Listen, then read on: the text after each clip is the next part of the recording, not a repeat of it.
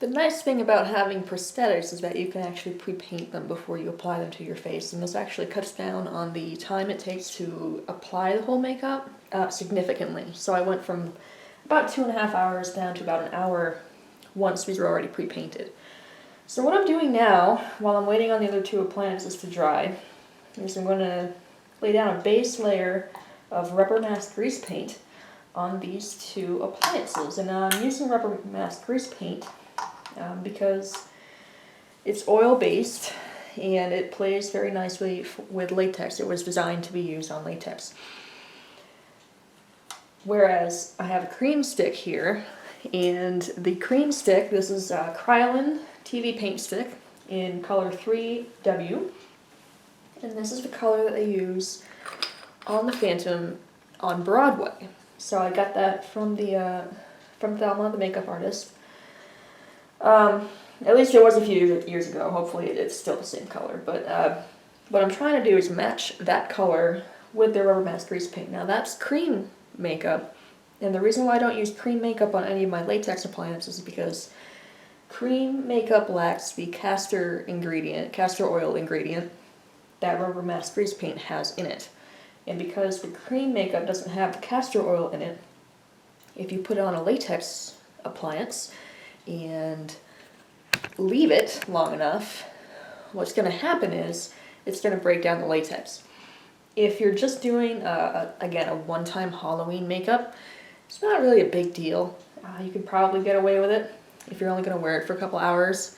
But if it's a latex appliance that you want to reuse, or you're planning on wearing it all day, I would absolutely avoid using cream makeup on the latex. It's fine to use it on part of your face, and I use it on the left side of my face because it's lighter than grease paints, and I don't want to have to wear an entire face full of grease paint if I can avoid it.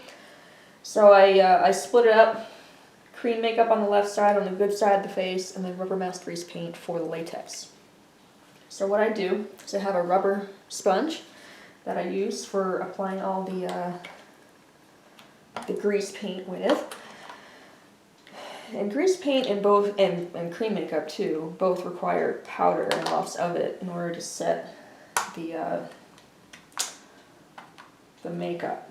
So make sure you have your powder handy as well, and I do over there. And this is a Krylon grease paint palette that I got several years ago. I love it, it's great. But I use several colors because, you know, nothing is totally flat in the human face. You want to make sure that you have a degree of color. So what I do is I dip the sponge in some rubbing alcohol, and it's 91% rubbing alcohol. And that's just to help thin out the rubber mask grease paint a little bit. And then I just start laying down a base layer of grease paint, and I'm going to probably go over here and use a little bit of this color. I'm going to mix them together. And again, you're not going to just use one color, you're going to use a bunch of them. So what I do here, again, is just lay down a base layer. I'm going to kind of alternate between a couple colors. And every time I need to thin it out, if I need a thinner wash of color, I just dip my sponge in the rubbing alcohol. And that, as you can see, it thins everything out quite a bit. So rubber mask grease paint, because it's so opaque, which is a great thing, it's great for cover, which is why we like it for latex prosthetics, because it covers so well.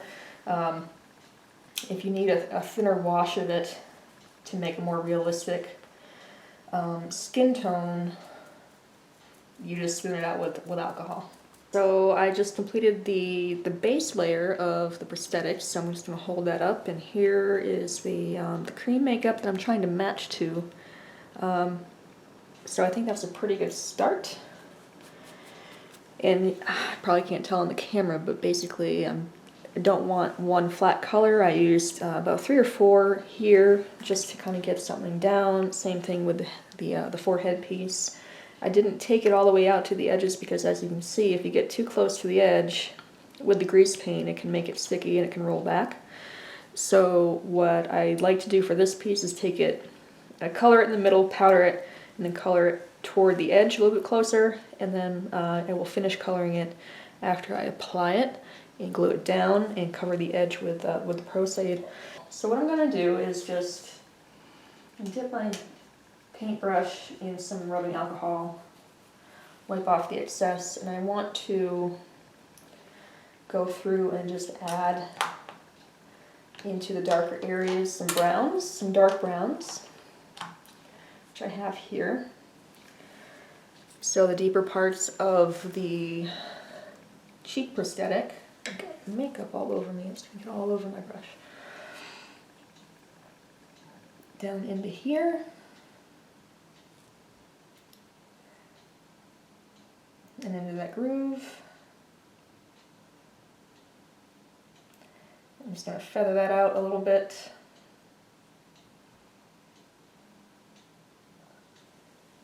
And again, if you have too much color and you need to thin it out a little bit, you just go back to the rubbing alcohol. And I think I might do that.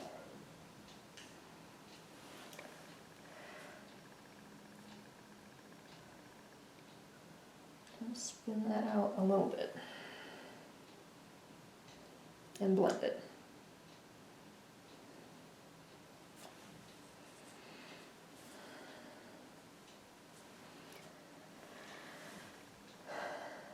This is kind of like painting with Bob Ross, only way lamer. But this is what I'm going to do. I'm just going to look at the prosthetic and see kind of where the lumps and the bumps are, and add in some colors, some darker colors for the deeper areas, lighter colors on top, and all that does is just, it draws the eye and gives it more dimension, which is very helpful when you're trying to convince something or somebody that something is, you know, deeper and has more dimension than it actually does. So that's what I'm going to do. I'm going to follow the lines here. In Vegas, I used a lot of red in this makeup, and it worked great, and I can't get my printer to work today, so I don't have those reference photos, which, by the way, reference photos are great.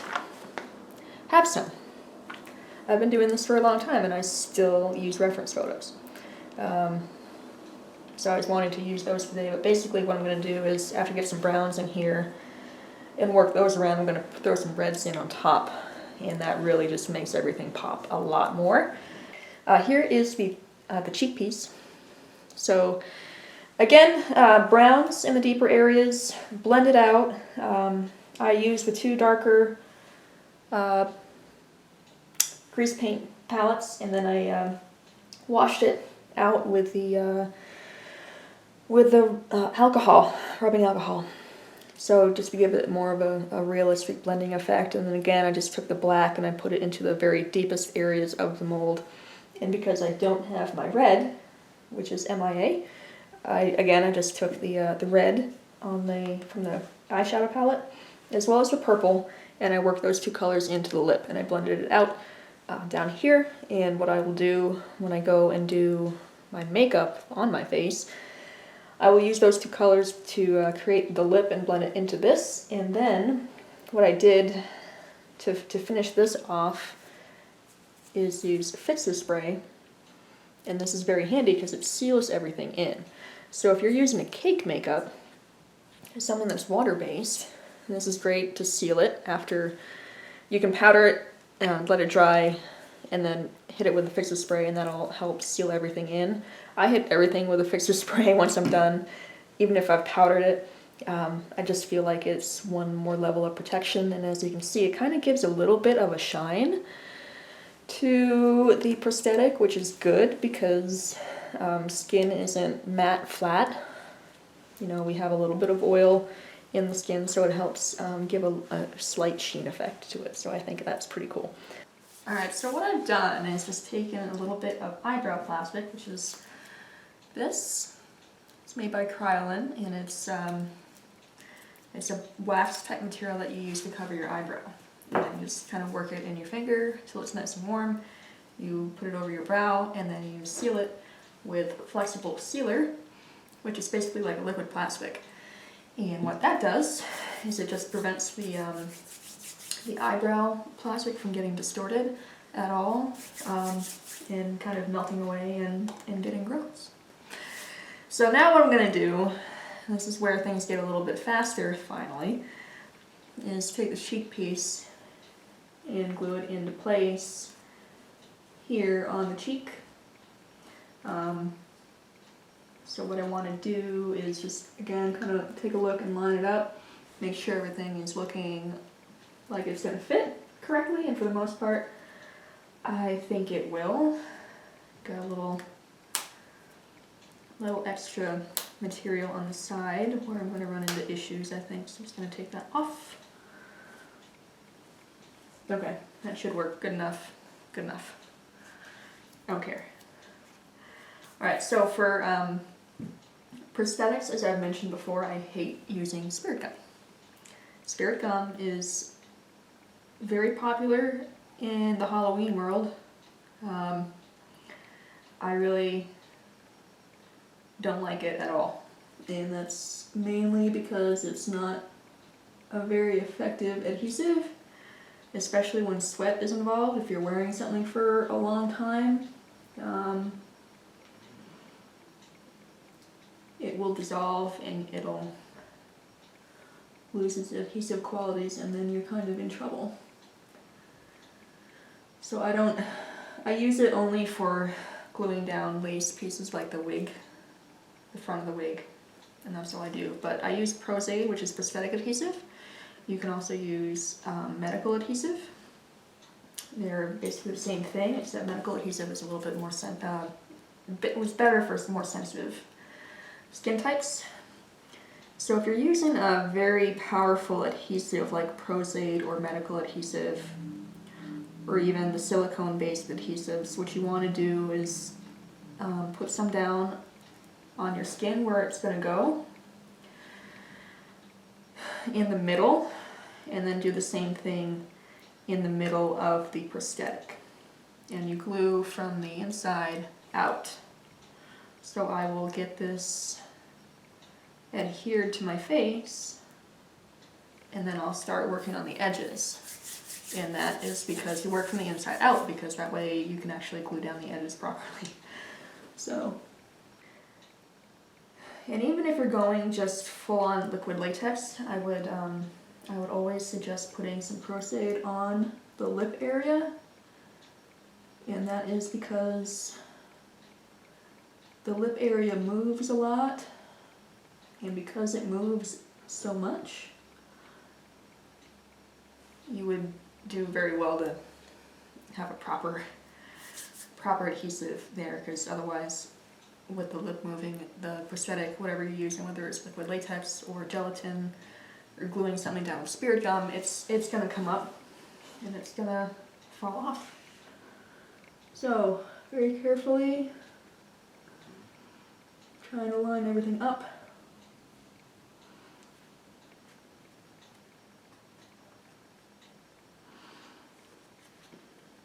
And then press it down. So now what I'm going to do is start kind of working around the edges. Putting Prosthetics down on my skin and on the prosthetic. Working my way out toward the edge.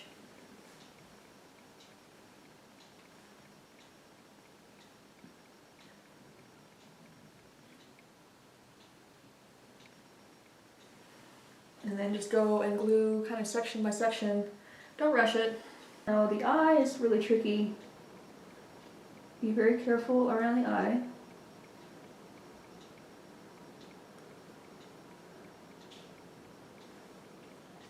Remember to try to roll the edge out as much as possible.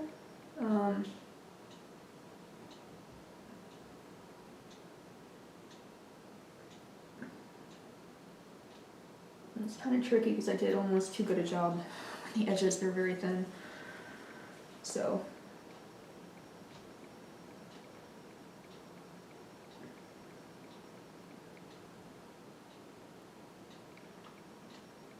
make sure all the edges of the prosthetic make contact with the glue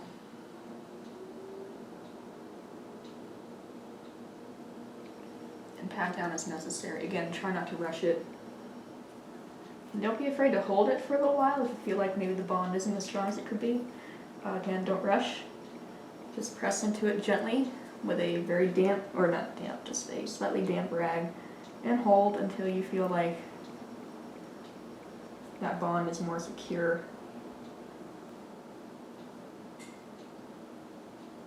So again, just work outward toward the edge. Try to get Prosthetics again on your skin and on the edge of the appliance.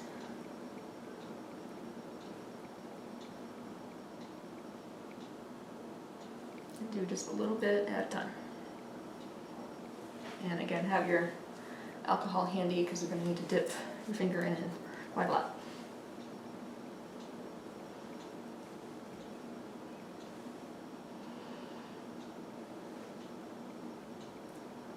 Kind of rounding the far turn here on this prosthetic, and what I'm going to do is rinse and repeat for the other three. For the forehead prosthetic and for the nose and lip prosthetics. Note about the lip area. So I don't know if you can tell in the prosthetic, but what I do is try to pull the actual lip away from, or the prosthetic lip away from your actual lip, so it's not sitting right on that crease. And it works for this character depending on your makeup scheme because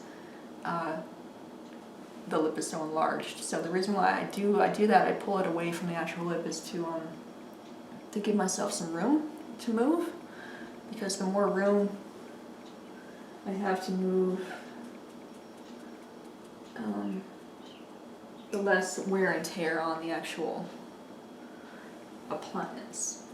Because this whole area down here moves so much, I try to keep that uncovered and have a gap between the cheek piece and the lower lip piece, because if I don't have anything glued there, it's obviously not going to come unglued.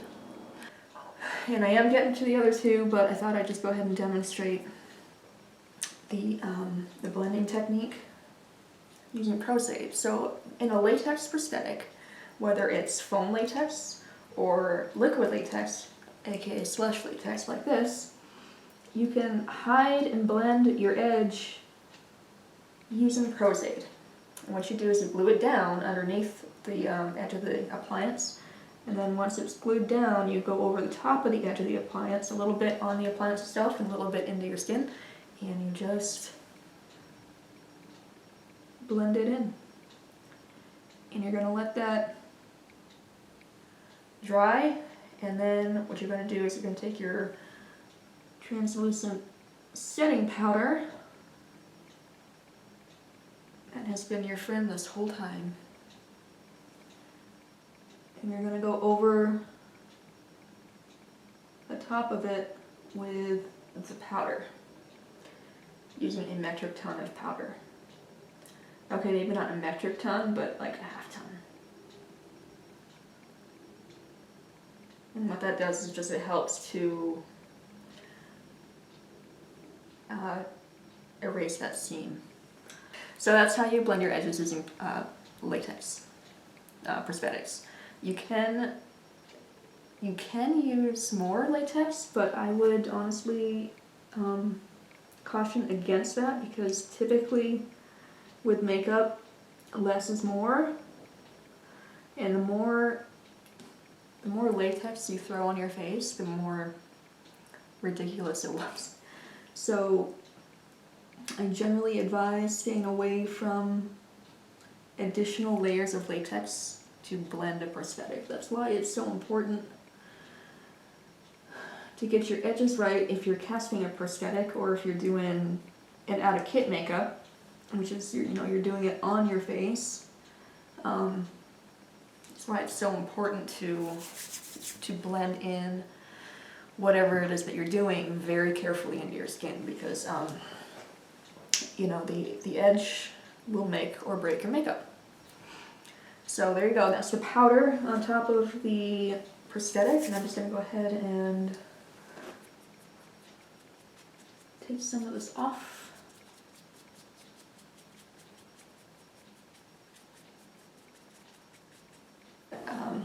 There's a couple of things that make a great makeup. First and foremost for me, it's the edges on the prosthetics. If you're going to use a prosthetic that is pre-made like this, or if you're going to do it on your face, kind of an out-of-kit style makeup, you have to look at your edges, because if you don't, you can ruin a perfectly good makeup with a bad edge. And it doesn't matter how expensive or how fancy the makeup. I mean, you can have a custom silicone appliance or any material at all made by a professional, and if you take the edge and you screw it up, it will look horrible. Vice versa, if you take a bunch of liquid latex and cotton or Knox gelatin from the grocery store and you apply that really carefully, you can actually make a very cheap makeup look great with a believable blending edge. One of the mistakes I see a lot of people making is paying a lot of attention to doing the prosthetics and paying absolutely no attention to this half of the face. If you're doing a half face kind of Andrew Lloyd Webber type makeup, don't do that. Pay plenty of attention to the other part of the face that's not covered in prosthetics.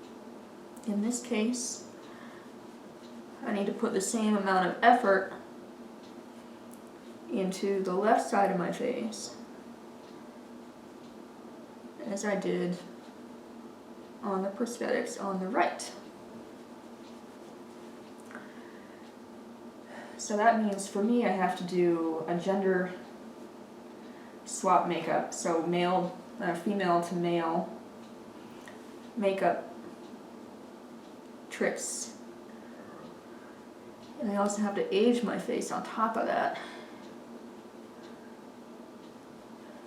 So what I'm kind of doing here is creating wrinkles, and scrunching up the side of my face, and creating crow's feet over here, and just applying the makeup as you squint creates gaps in the makeup. And that's where you will go and you will put your like an eyebrow pencil or shadow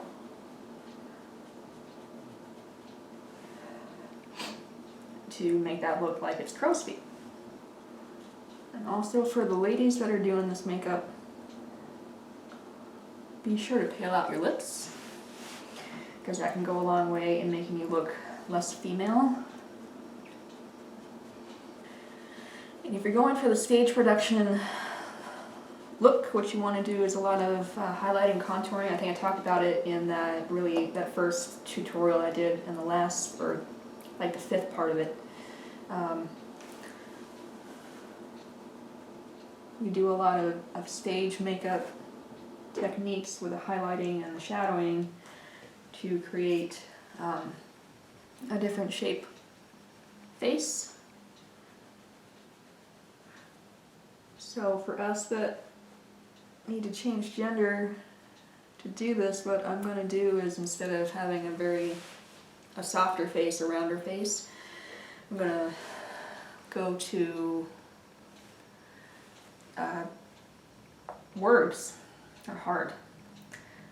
What I'm going to try to do is highlight my features and make them stronger and make them stand out more, because males tend to have stronger features, more prominent jawlines, more prominent cheekbones. So that is kind of the name of the game.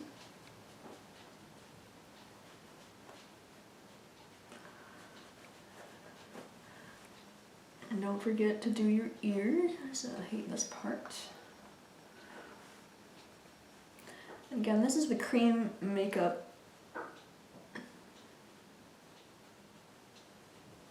So cream makeup is fine, not on latex. And if you're doing the makeup, it's all about detail on the sides, so you always want to make sure that, again, you do your ears and you do just behind the ears and you bring that down onto your neck, so that, you know, your face is in one color and your neck is a totally different color. That's no good.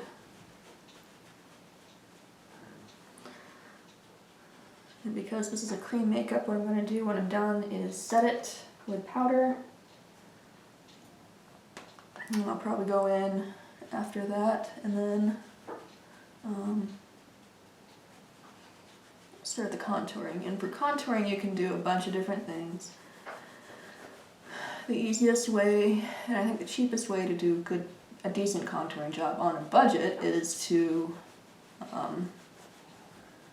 use an eyeshadow palette, and it's very easy. You just use a powder brush and you kind of just brush them on. I've already gone through and added the depth in the eye on the right side, on the disfigured side, so now what I'm trying to do is add a slightly more subtle version on the left. Again, for female to male makeup schemes, what you want to do is add a little bit of shadow in your orbital socket and below the brow too, to make it seem like your eyes are deeper set and you have a stronger brow line. So basically what I'm doing is from your nose you kind of draw a line straight up for your brow, make a serious face. And you run shadow straight down, and I'll run that down the nose in a minute. But I'm just going to fill in the eye.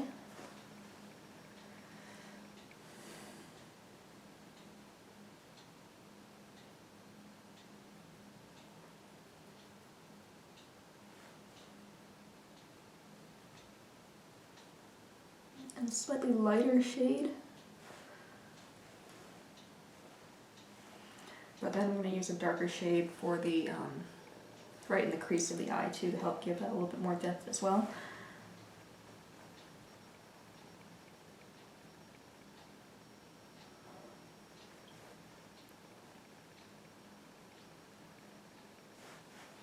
So for females, what you want to do too is extend your brow, which I'm going to do in a minute. I got my eyebrow pencil here, so I'll make the brow a lot bigger, which will go a long way. I don't suggest using eyeliner unless you're going to be actually playing the character or doing something in a, you know, more a larger space, I guess. If it's a more intimate affair, such as a con, and you're walking around and you're talking to people face to face, or you're doing pictures, I wouldn't really suggest going for the eyeliner look. I just feel like it's too much. So I try to avoid it.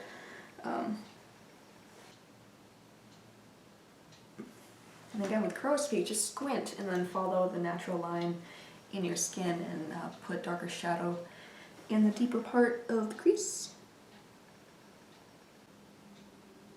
I'm going a little bit theatrical, I think, for the video, and also because I feel like I need to practice.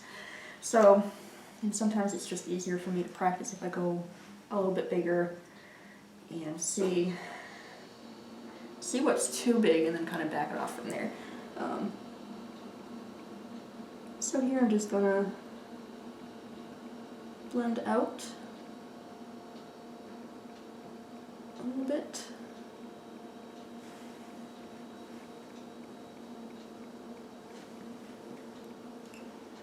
This might be a little bit darker than I wanted to go for. Oh well.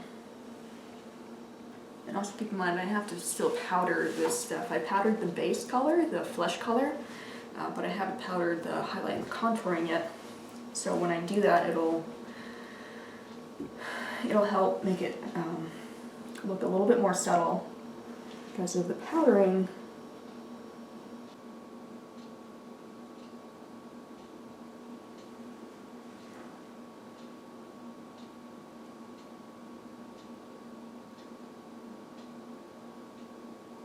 So what you're doing is you're following the edge of your nostril and then the nasolabial fold, taking the shadow in your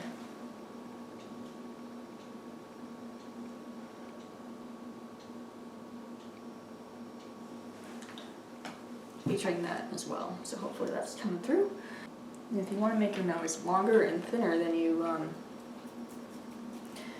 make the line higher and you draw it lower and closer together on the bridge of the nose. And then if you want to make it shorter, you separate it out a little bit more and draw the line a little bit shorter. And that helps quite a lot.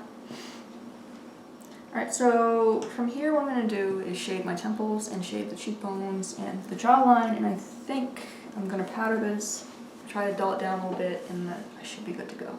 Here you see the left side of the face, which is more masculine, it's older. It's, again, the finishing touch on what will hopefully be a pretty decent makeup.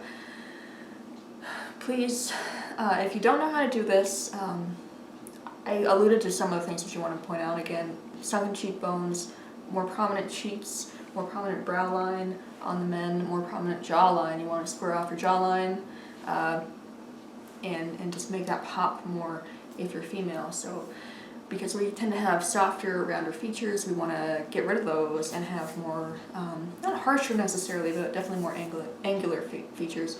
And that goes a long way in making the makeup very convincing. And as far as the rest of it goes, the last thing that I do before the wig goes on is touch up the lip area. So again, I paled everything out because men have less bright lips.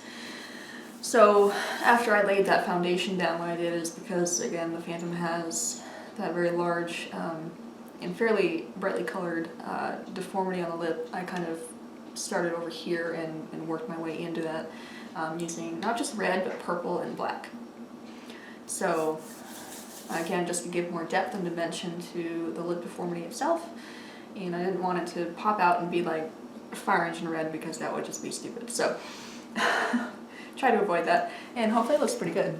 I know the edges maybe aren't the best that I've done, but I have a full day of filming ahead, and it's like 2 o'clock and I haven't gotten started. So next is the wig, which I haven't reset. It is set from whenever I used it last, which is like 3 years ago. So again, I don't have time, I don't care, it looks fine. I'll just throw that on, and I'll glue the front line down with some spirit gum, and off to get in the costume.